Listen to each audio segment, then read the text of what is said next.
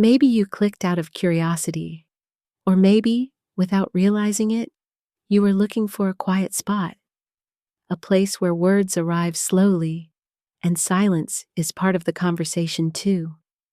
I wrote this story gently, like stitching together memories, pain, and small discoveries, hoping that at some point, you might see a piece of yourself in it.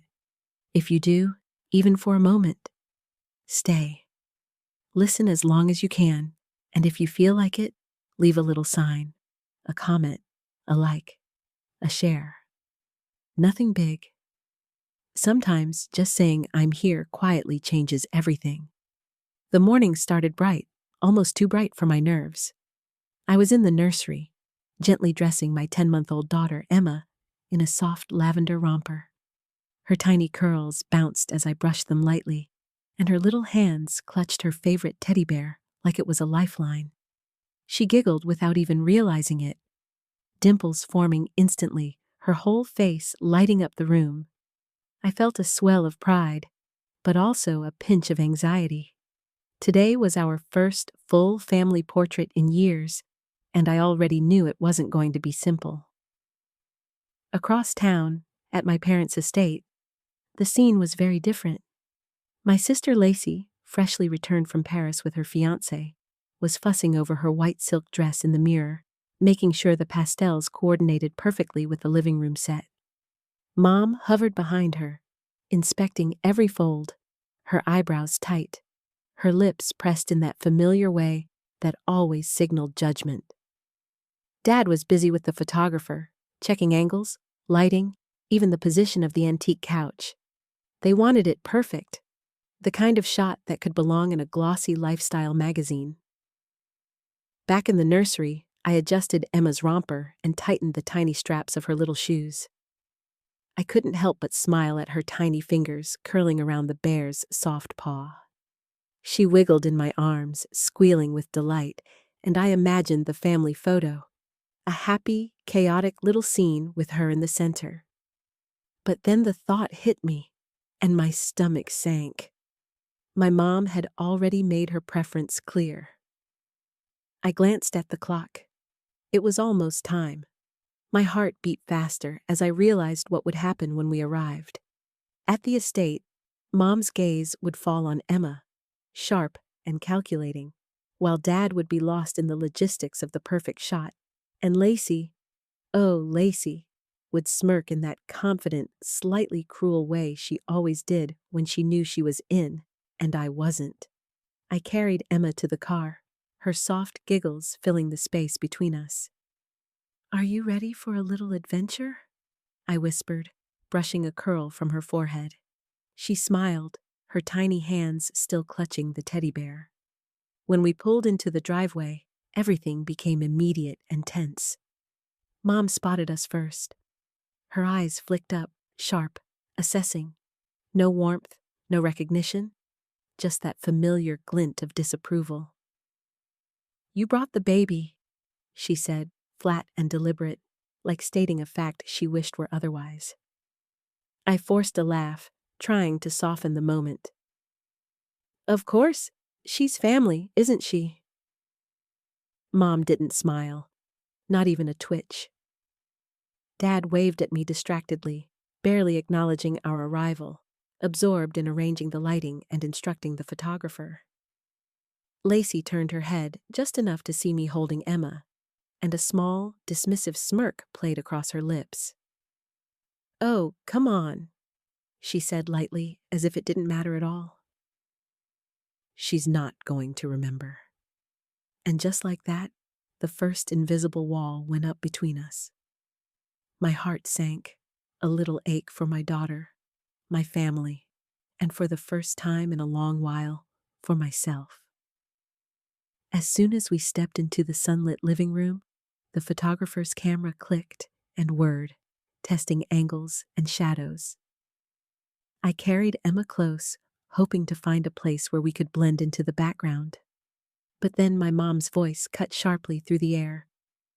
"Actually, maybe you should take her back to the car. She's affecting the symmetry of the shot." I froze, clutching Emma a little tighter. My heart thumped painfully. Symmetry? My own daughter, my presence being reduced to a visual inconvenience. Emma looked up at me, gurgling softly, oblivious, and for a split second, I wanted to protest, to tell my mother that she wouldn't erase us. But Dad was already arranging chairs and lighting, entirely focused on balance and composition. The antique couch had to be perfect. Every line, every fold, every angle meticulously inspected. Lacey stepped into the center of the room. The white of her dress seemed almost luminous under the morning light. Her hair perfectly styled, her smile confident but restrained. In that instant, she owned the room, not aggressively, but effortlessly. Every parent, every detail seemed to orbit around her. I stood frozen, watching as my daughter's tiny face pressed against my shoulder, looking back at the chaos with innocent curiosity. I felt a dull ache, the kind that spreads quietly, consuming your chest without making a sound. My own presence was being erased. Emma, my beautiful little girl, was being carried away, physically and symbolically, out of the photograph. Through the lens of the photographer, everything was just perfect. Lacey in the center, Mom adjusting curtains, Dad checking shadows. I felt like a ghost, a faint blur at the edge of a tableau that was never meant to include us. And then I caught Lacey's reflection in the polished floor, her eyes briefly flicking toward me, wide with a mixture of pride and mild surprise. She hadn't expected it to feel this good, the subtle power of being at the center, of shaping the family's image, of knowing she could bend even my presence to the edge of irrelevance. The shutter clicked, again and again. The room echoed with the sound of permanence, freezing a family that no longer included me and Emma. Every image, every frame, a reminder of absence. I felt my chest tighten, a sharp pang of grief for the simple act of being seen, of belonging. Lacey adjusted her posture slightly, a faint, triumphant smile tugging at the corner of her lips. I guess this is exactly how it should look, she murmured, almost to herself, and for a moment I couldn't breathe. The photograph would go into the family album, the wall, the website, and my daughter, my tiny precious Emma, would grow up seeing herself only as an afterthought in this picture-perfect world. The camera's flash painted the room in stark light, immortalizing the symmetry, the perfection, and our absence. 2 weeks later, the glossy print of the family photo arrived in the mail. I tore it open with trembling hands, expecting... what, exactly? Closure? Reassurance? Instead, my eyes locked on the empty spot where Emma and I should have been. Below it, an elegant, cheerful script, posted online by Lacey, no doubt. The caption read, "The perfect family finally complete." I sank into the kitchen chair, Emma in her car seat beside me, clutching her tiny stuffed bear. The words burned like acid. Perfect. Complete. Without us. My daughter, my presence, treated like an afterthought, or worse, a blemish to be removed. For the first few days, I couldn't bring myself to call, to text, to respond to any message.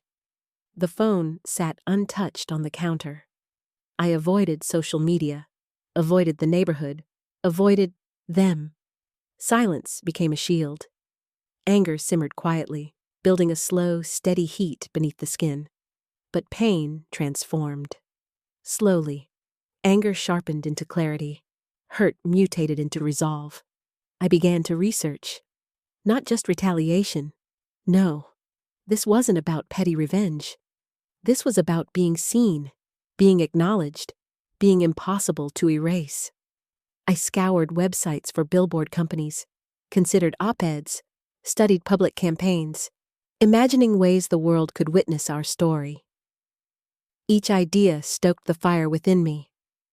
I pictured a billboard overlooking the main highway, Emma's smiling face beside mine. A headline that screamed, without irony, "You can't erase us." It was audacious. It was brazen. It was exactly what I needed. I traced their social media accounts, noting patterns, likes, family friends. Every post, every photo, every curated perfect moment became a blueprint. I wasn't just planning. I was gathering evidence, plotting a public reclamation of what had been taken from us. By the end of the second week, I felt a strange calm. The slow burn of rage had solidified into something more potent: determination. Emma cooed beside me, her tiny hand reaching for mine, and I realized I wasn't just fighting for myself. I was fighting for her. No symmetry, no curated perfection, no caption-perfect image would ever dictate the narrative of our lives again. For the first time since that morning in the living room, I smiled. Not the polite, restrained smile they expected. A real, steady smile. The kind that carries the knowledge that you are rising, that you are preparing, that you will not be invisible again. No one can erase us anymore. I spent the next few days on calls that made my stomach churn with excitement. Billboard agencies, photographers, designers. Names and numbers blurred together as I explained my vision over and over. I need something bold, unmistakable, visible from the main street, near their neighborhood. The agent's pause didn't bother me. They were just measuring how serious I was. Serious enough to pay for a full-sized 2-week display overlooking the cul-de-sac where Lacey and the family lived. I wanted authenticity, not staged perfection. No pristine studio lights, no artificial smiles. Just us. Emma on our worn couch, her tiny fingers gripping a stuffed bear. Her purple romper wrinkled but vibrant, the throw blanket rumpled beneath her. Behind her, the sunlight spilling across. Even the backyard got a shot. A tiny patch of green lawn where Emma had first taken steps. It was subtle, but powerful. Our story was in every detail. Meanwhile, rumors started circulating. Friends of Lacey's caught wind of my plans and mentioned it casually during brunches or in passing messages. I could almost hear Lacey's sharp intake of breath through the grapevine. "Mom's up to something." I imagined her pacing in her white-bloused pencil skirt perfection, heart skipping. Would she understand the scale of what was coming? Probably not.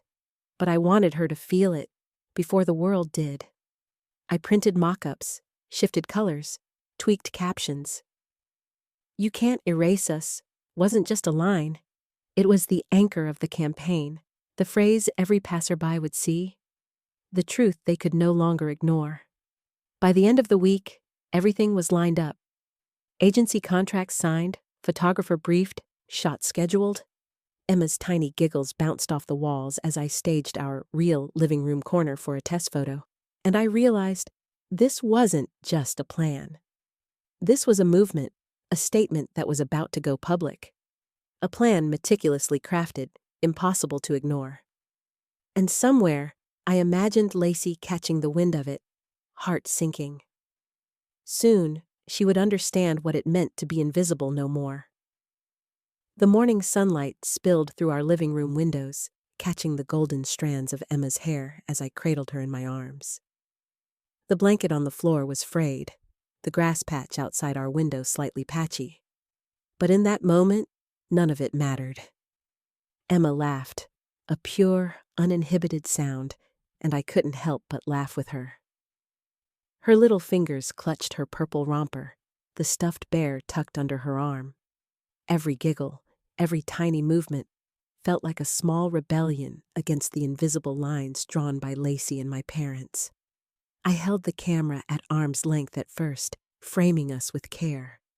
Blanket, sunlight, grass, Emma's curls bouncing as she wriggled. "This is my real family," I whispered under my breath, imagining it emblazoned beneath the photo in bold letters.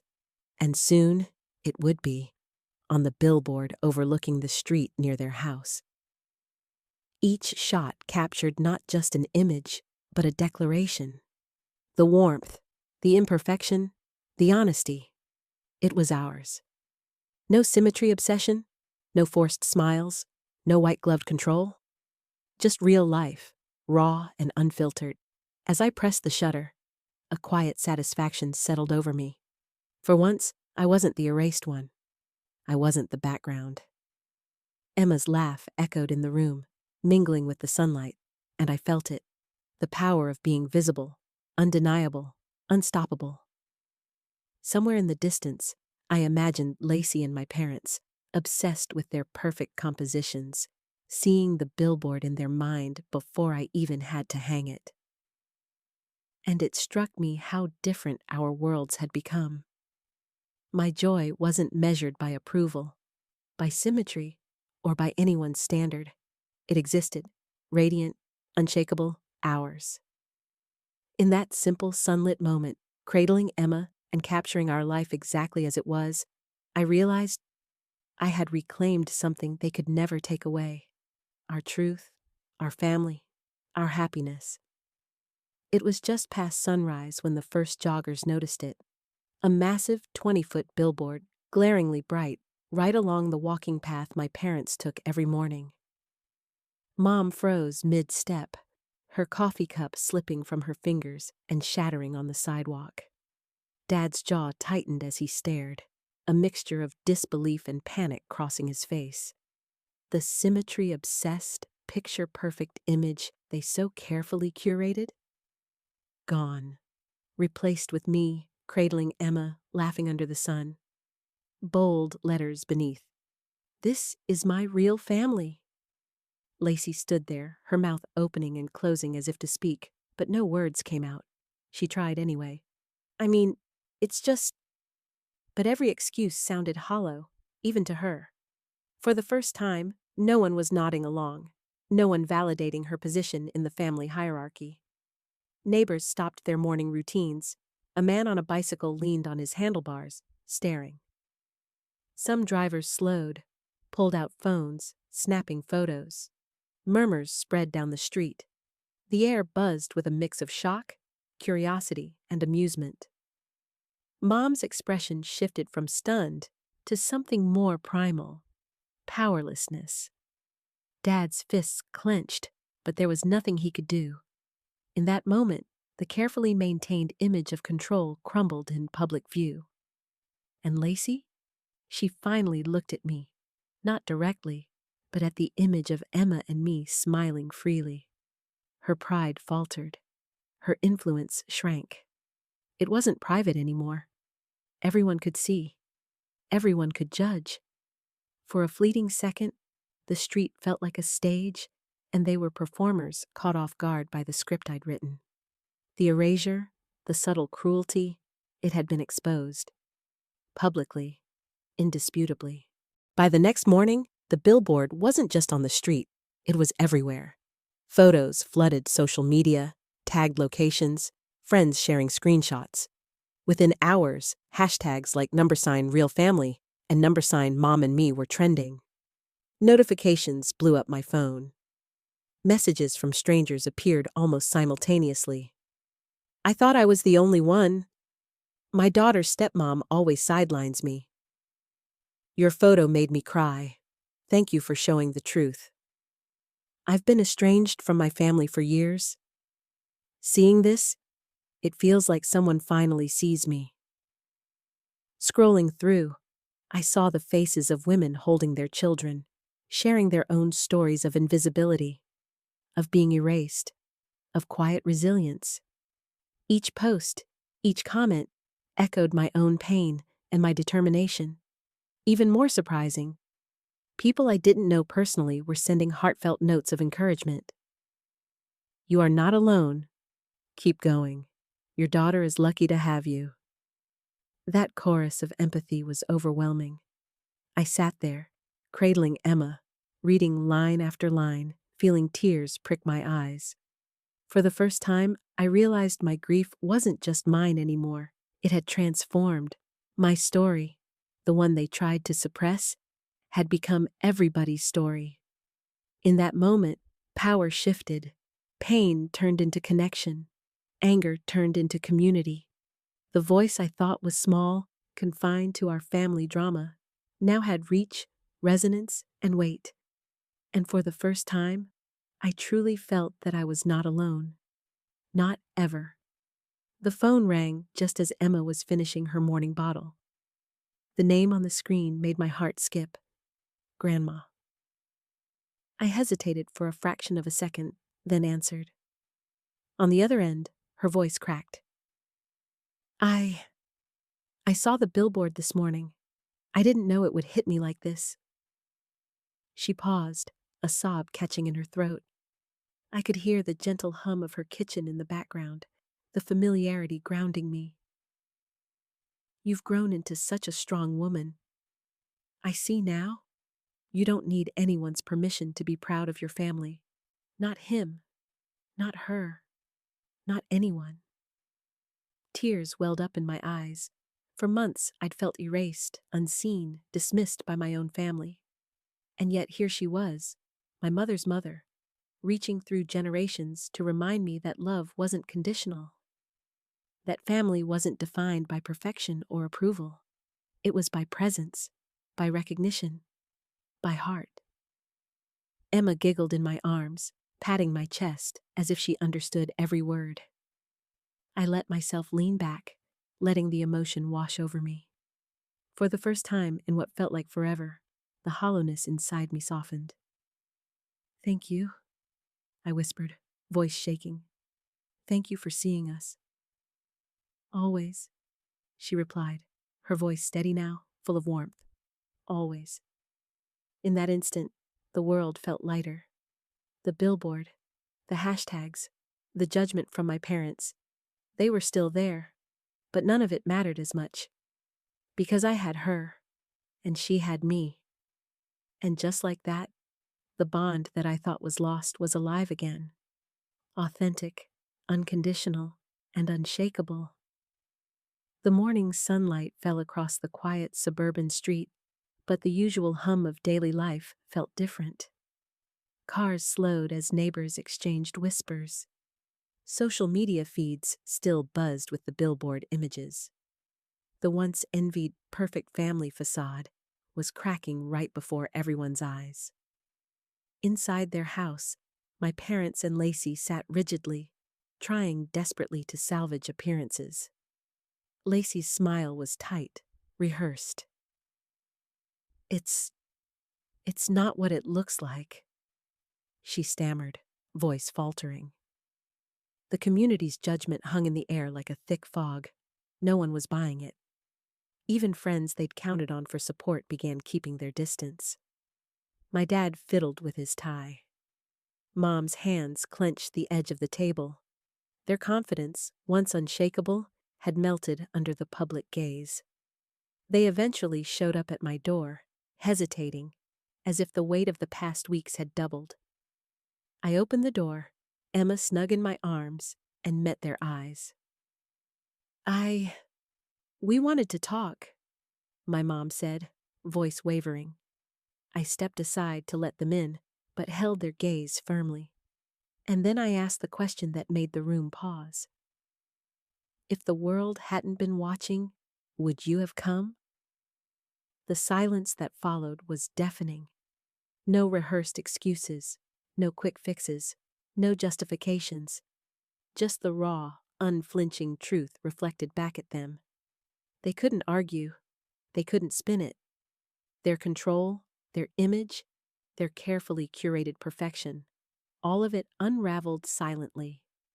I felt no gloating, no shouting, only a calm, almost serene sense of justice. Because sometimes justice doesn't need to be loud. Sometimes it's in the quiet, in the reflection of one's own conscience, exposed and undeniable.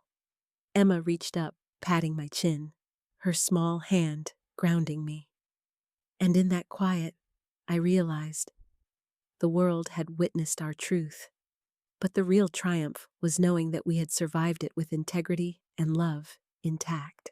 The billboard that had stirred the neighborhood, sparked online debates, and quietly upended our family's hierarchy was finally taken down. Its removal didn't feel like a loss. It felt like a clearing, a space ready for something new. I sat with Emma on my lap, scrolling through messages from women I'd never met. Estranged daughters, mothers silenced in their own homes, people whose lives had felt invisible. I realized that the story I'd shared wasn't just mine. It was theirs too. That afternoon, I launched Full Frame Project, a small nonprofit aimed at empowering mothers and daughters, women erased or sidelined, giving them a platform to be seen, to be heard. A note arrived from my mom, well, my mom in a way I hadn't known, my grandmother. She sent a small donation, anonymously, with a card. I see you. You've grown stronger than I could have imagined. Weeks later, we staged a new photo shoot, not for public spectacle, but for truth and healing. Emma in her little romper, me holding her, grandmother kneeling beside us. The camera clicked. This time, nobody was cropped out. Nobody invisible. On the frame beneath the photo, a simple phrase, "Healing doesn't need a perfect frame, it only needs to be seen." And for the first time in years, I felt the quiet, steady pulse of peace, a calm closure that wasn't loud, that didn't require revenge or spectacle. The Full Frame Project went viral, not for drama, but for connection. Emails poured in, community events were planned, strangers shared their stories. My personal triumph had become a collective one, a reminder that visibility, empathy, and truth could reshape even the most fractured relationships. Holding Emma, watching her tiny hands reach for the sunlight, I finally understood. We hadn't just reclaimed our story. We had created a space where anyone, anywhere, could be fully seen. And that was a victory far greater than any billboard, any image, or any attempt at perfection.